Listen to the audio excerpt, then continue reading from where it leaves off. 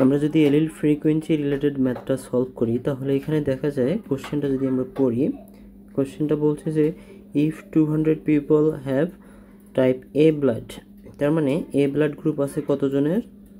200 জন লোকের। 75 have type A B blood group, তার মানে এ বি আছে কতজনের? 75 জনের। দেন হচ্ছে 25 হ্যাভ বি ব্লাড, তার মানে বি ব্লাড আছে কতজনের? হচ্ছে 25।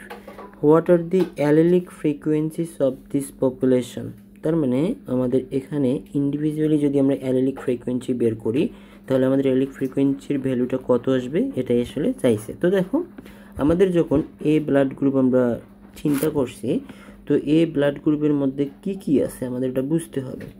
সো আমরা যদি এটা একবারে দেখি, সেটা হচ্ছে এ ব্লাড গ্রুপের মধ্যে দেখা যায় আমাদের আছে আই এ, এখানে আছে আই এ, আই বি। আমরা যদি অ্যান্টিজেন দিয়ে ডিটারমাইন করি, এখানে আছে আই বি।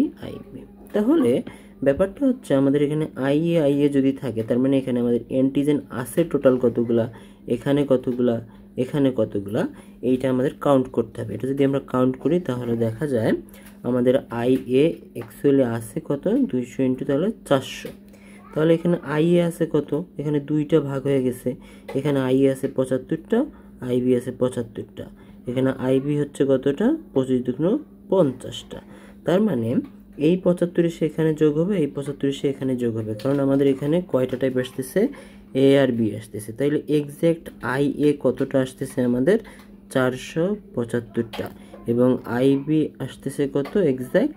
এখানে হচ্ছে 50, তার মানে 75। 50 আর 75 7 5 12 হচ্ছে আমাদের 125টা। তাহলে আমরা যদি টোটাল ফ্রিকোয়েন্সিটা আগে লিখে ফেলি, total frequency is equal to 475 plus 125 হচ্ছে 600। তার মানে আমাদের অ্যালিলিক ফ্রিকোয়েন্সিটা বের হবে এই 600 এর মধ্যে। তাহলে আমরা এটা কীভাবে বের করবো ভাইরা? দেখো তাহলে frequency of A blood group, A blood group আছে কত? দেখো এ ব্লাড গ্রুপ আছে 475। মানে অ্যান্টিজেনটা যদি আমরা চিন্তা করি তাহলে 475 ডিভাইডেড বাই 600 ইন্টু কত? 100%। এটা ক্যালকুলেট করলে আমাদের অ্যান্সার আসে 0.79 ইন্টু 100%। তার মানে এটাকে করলে কত আসে? 79%।